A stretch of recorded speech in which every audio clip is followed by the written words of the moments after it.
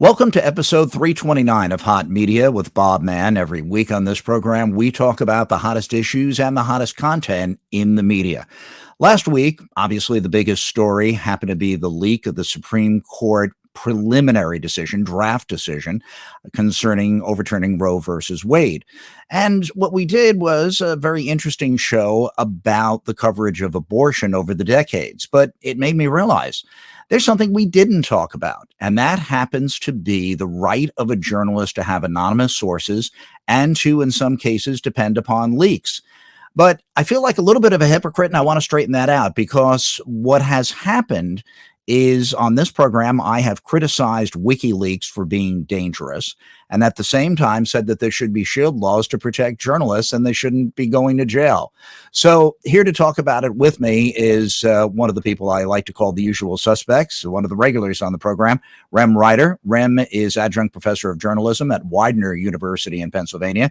And previously, he has been editor at large and media columnist for USA Today, as well as editor and senior VP at the American Journalism Review. Rem, thank you very much for joining us. You're definitely one of the experts on this topic. Well, thanks. So it's always a pleasure to talk to you, Bob. Let me begin by asking why it's important for journalists to have anonymous sources and to sometimes depend upon leaks. Uh, it's a great question because there's long been debate about anonymous sources, and more than ever in the last few years, is in part of his effort to discredit the press, Donald Trump basically said that anonymous sources were made up. That when somebody didn't have a named source, there's no reason to believe their information was coming from anybody, which in all my years in journalism, I know is not the case. But even before, even without that issue, there's no doubt that anonymous sources are not as credible to the public as a named source. That transparency is really important. So you might say, well, given particularly now with the press under fire and so much criticism, why use them at all? And the reason is that an awful lot of important stories would not come to light if it weren't for anonymous sources. There's some, and the reason for being anonymous range from the source might get demoted or fired for giving out information that he or she isn't supposed to, or for example, in stories about organized crime, might risk their lives. Uh, and over the years, many, as I said, many important stories about environmental problems, about other dangers that to the public, about public corruption, have come from unnamed sources. And the most famous one, of course, is Watergate, where Woodward and Bernstein relied heavily on anonymous sources, not just the famous Deep Throat, but many others. When you look at something like the Supreme Court, that's not a national security issue.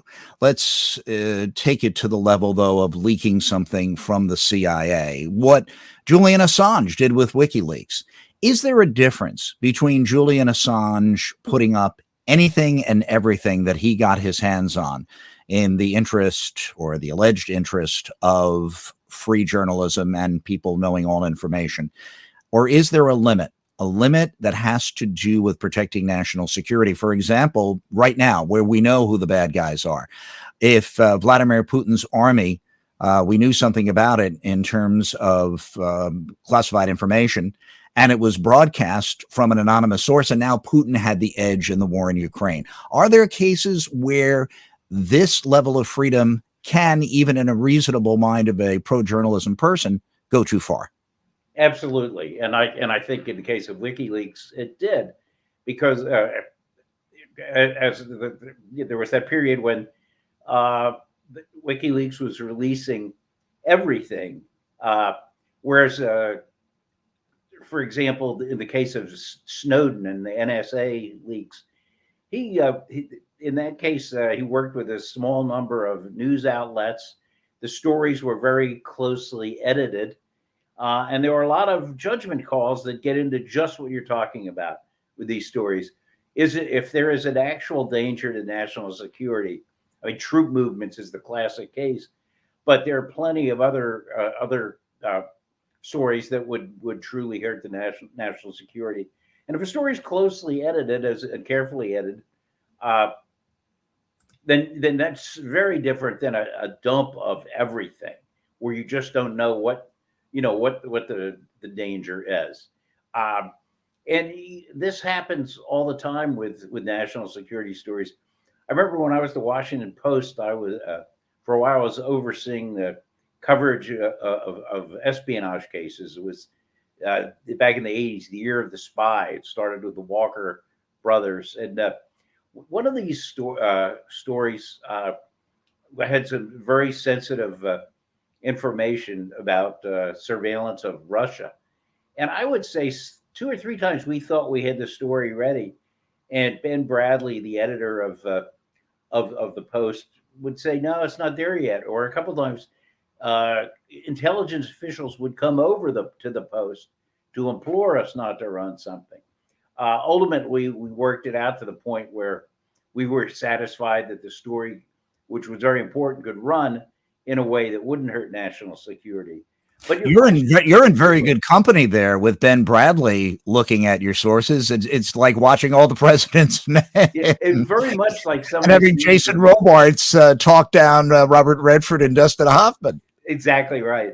No, it's fascinating. But your question is a great one because there, just because you can do it doesn't mean you should do it. So both in this case, but even with other use of anonymous sources, uh, I've talked about why I think they can be valuable and there's a reason to use them sometimes. That said, there's no doubt that in our current climate they're overused, and they should be used with some strict guidelines. For example, the story definitely is in the public interest. The information is in the public interest. It can't be obtained any other way. You make an effort to, if you can't name the source, to at least give as much of a flavor as you can of who the source is, why the source would know this.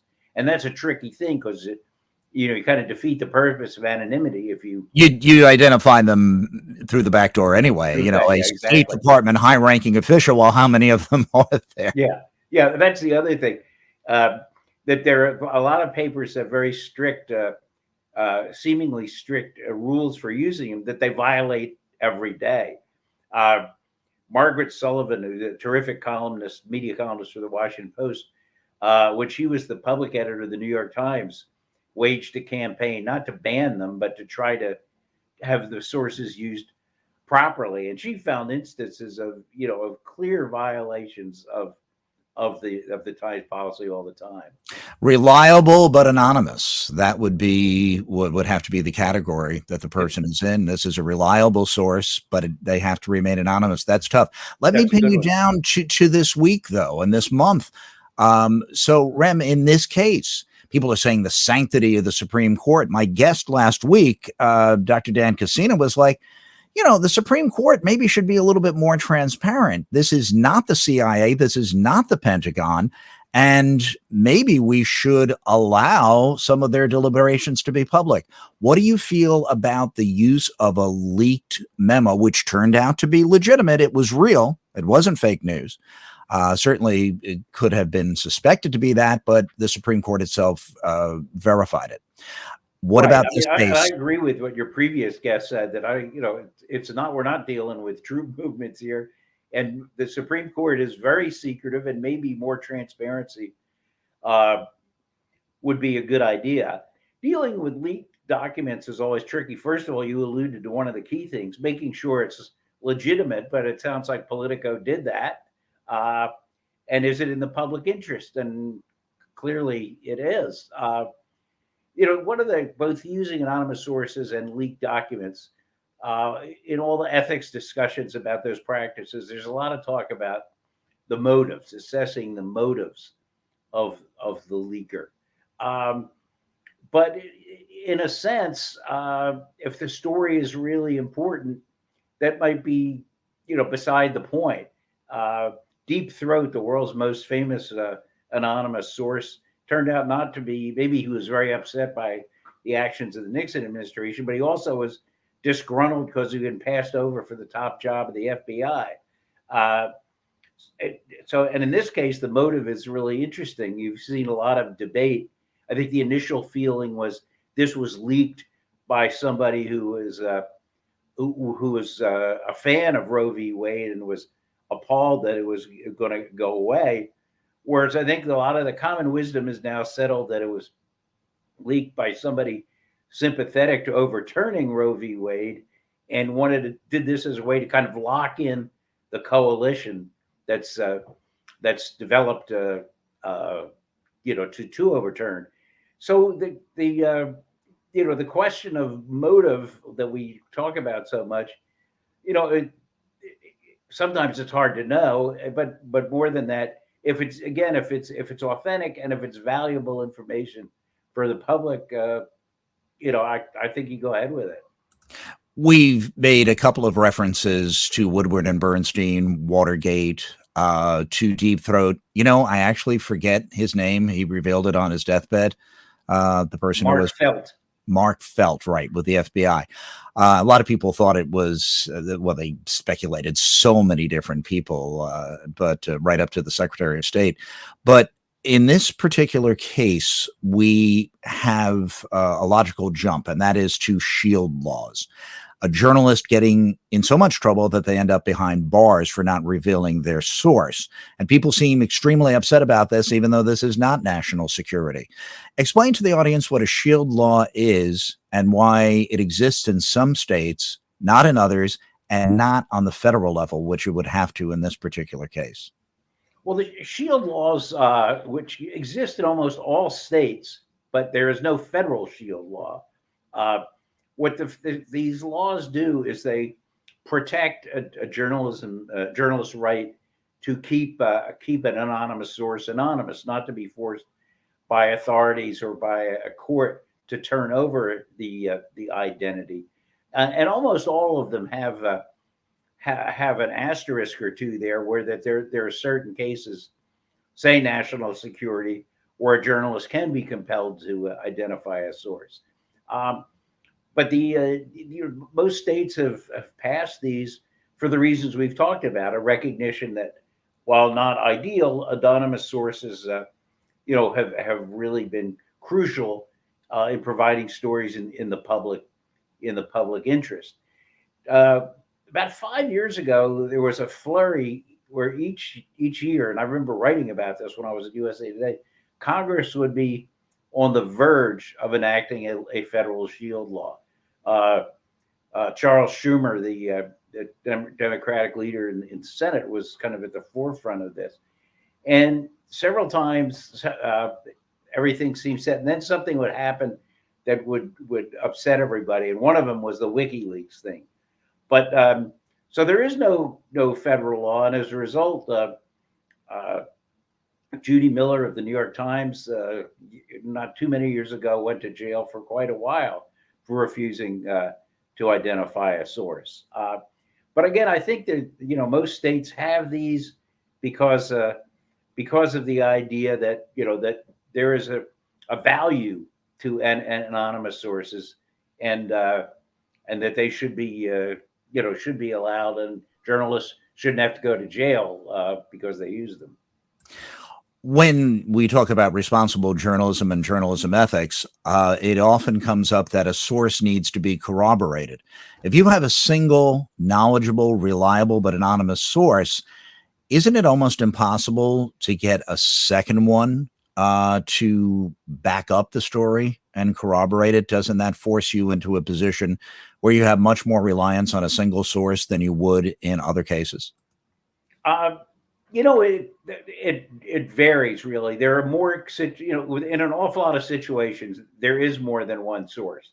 And if you'll remember, we're kind of wallowing in all the president's men here, but during Watergate, there was all Ben Bradley, who we talked about before, the executive editor of the Post, kept pushing Woodward and Bernstein to get, you need more sources.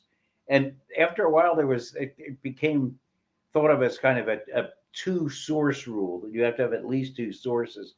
And I don't think that was 100% true, but there's certainly always, there always should be an effort to have more than one source, because that really limits, can limit significantly the danger of getting burned by somebody who's manipulating you. In this case, it's kind of different because you have an actual document, and in a case like that, as we were talking about before, the key is to make sure that the document is the real deal, uh, and that it's in the public interest to publish it. You remember years ago, Dan Rather had a story about George W. Bush's military service blow up on him, and that in that case there were some documents, but some internet sleuths realized that these documents were had been done on, I forget of which way it was, but they had been done on a computer and not a typewriter, and the timing. As a result, anyway, they discredited these documents and figured out they were not the real thing.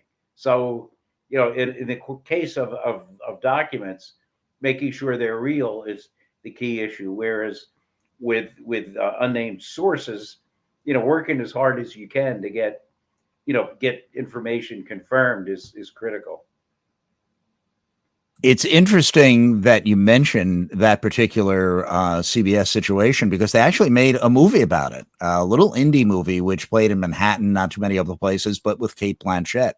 And I was at a screening of that, and the debate came up, and I was saying how pro journalism I am, and pro First Amendment. But people were saying, yeah, but it could have taken Bush down anyway. Why not go ahead with it? It's like, no, that's not the motivation. That's not where it should be coming from.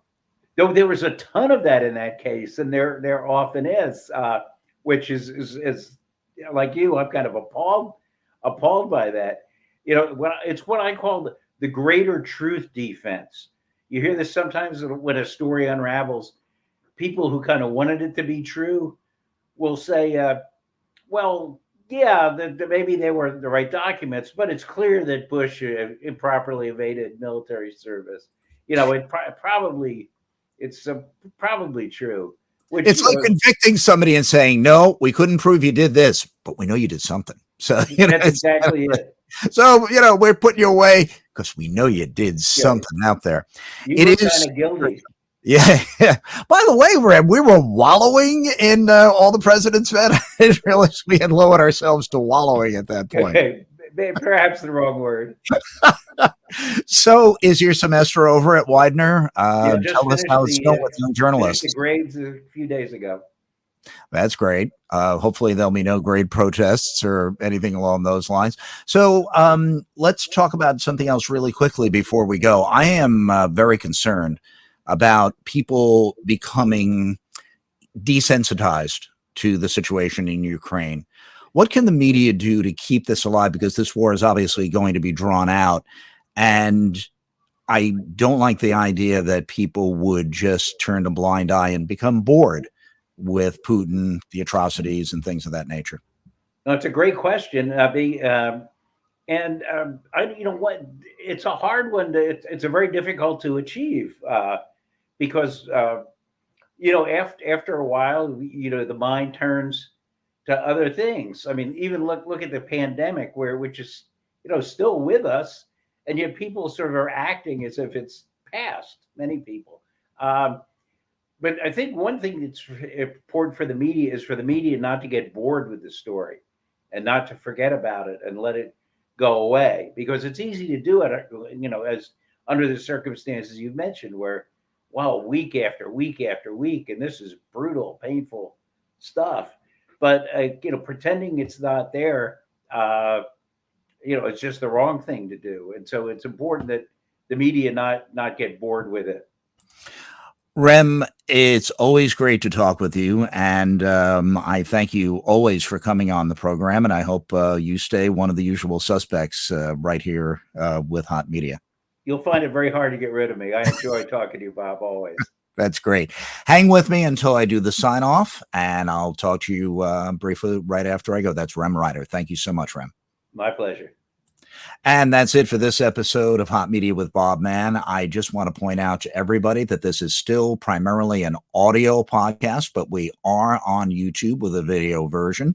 And since we do have that video version, I have a graphic which shows you what I'm going to tell the audio audience right now, which is that you can find out much more about this podcast by going to the website, www.bobmannhotmedia.com, BOBMANN, hotmedia.com. And my handle on Twitter, for the time I'm remaining on Twitter, we'll see what Musk does with it, is at Bob Mann Media, BOBMANN Media. We are going to be taking just 1 week off because the semester at Caldwell University, where I teach, is ending. And after I read 350 names in the commencement, we will be all done. And so that will take care of that. And then we'll be back throughout most of the summer right here. And please watch, listen, and subscribe to Hot Media right here on your favorite audio platform or on YouTube. Thank you so much for watching and listening.